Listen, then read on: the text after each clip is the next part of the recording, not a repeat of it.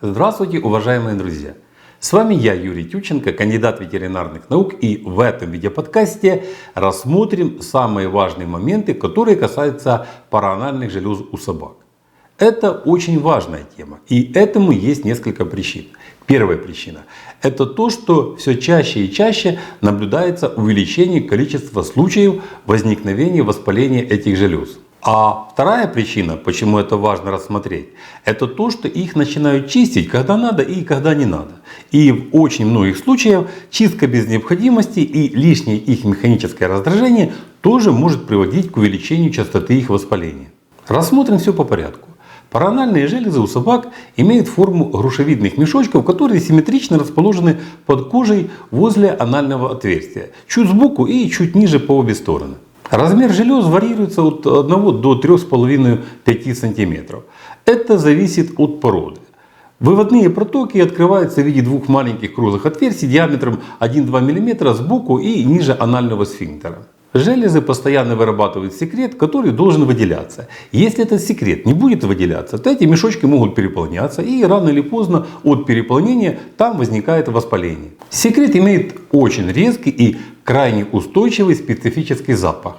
Зачем этот секрет нужен собаке? Он смазывает кожу ануса, и это есть как бы визитная карточка животного. С его помощью собаки метят территорию, привлекают особей противоположного пола и отпугивают врагов. Одним словом, секрет параанальных желез – это средство коммуникации в собачьем мире. У скунсов этот секрет вообще является серьезным оружием для борьбы с врагами. Выделение секрета параанальных желез происходит при дефекации, при сокращении мышц анального сфинктера, при испуге или каком-то эмоциональном возбуждении. Да, даже при случайном надавливании этот секрет может выделяться. То есть получается такая ситуация, что с одной стороны секрет постоянно вырабатывается, а с другой стороны он очень легко выделяется при наполнении параанальных желез. Как видим, существует масса причин, которые способствуют его выделению. Если с организмом все в порядке, то все это работает в автоматическом режиме. Секрет постоянно вырабатывается и постоянно выделяется из желез. Но очень часто так бывает, что секрет не может выйти из параанальных желез или его выведение затруднено. Причин этому очень много. Я даже не буду упоминать какие-то врожденные пороки или наследственные факторы. Такие случаи тоже иногда попадаются. Возьмем для примера тот случай, когда все было хорошо, а потом бац, и возникла такая ситуация. Правда, бац здесь не бывает, потому что проблема развивается медленно, но возникает такая ситуация. Почему? Причин здесь тоже очень много, что называется вагон и маленькая тележка.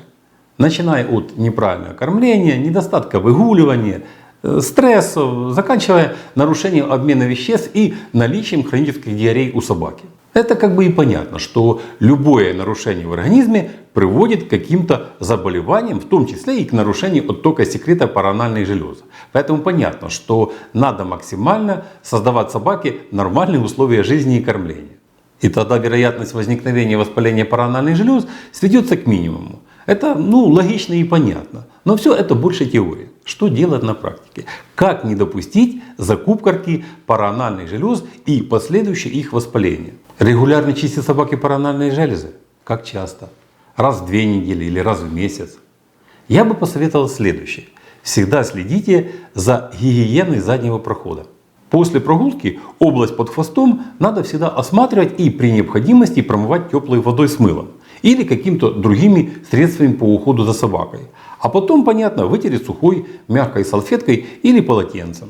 У длинношерстных собак надо регулярно состригать шерсть. Одним словом, область ануса должна быть в постоянной чистоте. Анус не должен быть воспаленным или отечным. Не должно быть никакой красноты или припухлостей. Это в норме. Понятно, что если у собаки диарея, то все это будет. Но после окончания диареи этих признаков не должно быть. Хотя, кстати, понос, как я уже сказал, тоже может стать толчком к возникновению нарушения проходимости протоков параанальных желез. Тут необходимо постоянное наблюдение.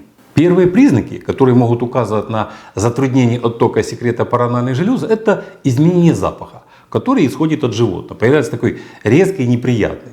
При затруднении оттока секрета параанальных желез у собаки появляется зуд или может появиться зуд. Животное намного чаще начинает вылизывать анус.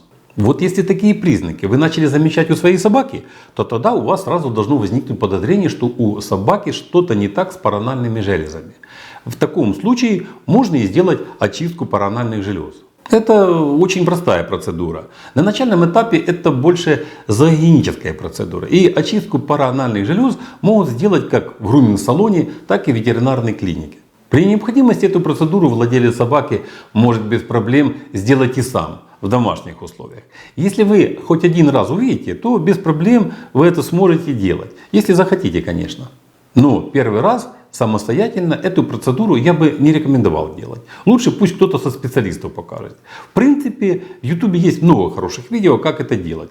Ничего сложного в этом нет, но делать это надо правильно. Иначе вы можете и железы травмировать, или тот секрет будет разлетаться куда угодно, в том числе может попасть и в ваши глаза. Это крайне неприятно и может быть даже очень аллергенно. Тут самый главный момент в следующем, что, во-первых, без необходимости не надо делать чистку паранальных желез. А во-вторых, нельзя допустить до той ситуации, когда собака уже трется попой о пол и воет от боли при дефекации. Руководствоваться надо следующей логикой. Если собака здоровая, то без необходимости не надо делать профилактическую чистку паранальных желез. И дело даже не в том, что вы лишний раз делаете стресс собаке и лишний раз травмируете ее паранальные железы. При чистке существует угроза занесения инфекции в паранальные железы. А во-вторых, тут дело еще вот в чем. Как я уже сказал, что секрет вырабатывается железами постоянно. И если его часто выдавливать, то его будет вырабатываться еще больше.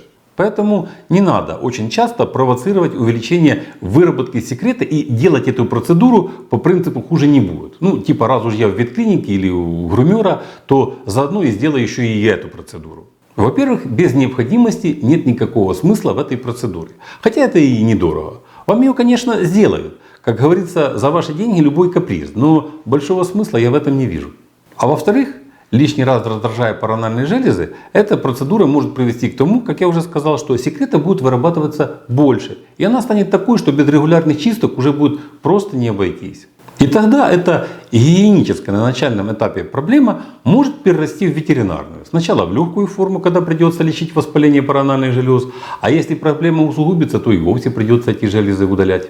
Ну вот, пожалуй, и все, что я хотел сказать о том, что надо знать о параанальных железах и что надо делать, чтобы избежать нарушений в их работе. Что, с одной стороны, нельзя упустить момент, когда надо обязательно проводить чистку паранальных желез, а с другой стороны, чистка без обоснованных причин тоже будет неправильно. Помните, что регулярные осмотры и гигиена – это наше все. В очень многих случаях они позволяют избежать возникновения затрудненного оттока секрета паранальных желез и, как результат, позволяют избежать их воспаления. Что делать, если у собаки все же воспалились паранальные железы, мы рассмотрим в одном из наших последующих видео. А пока на этом все. Здоровья вам и вашим собакам. Подписывайтесь на наш канал и до новых встреч!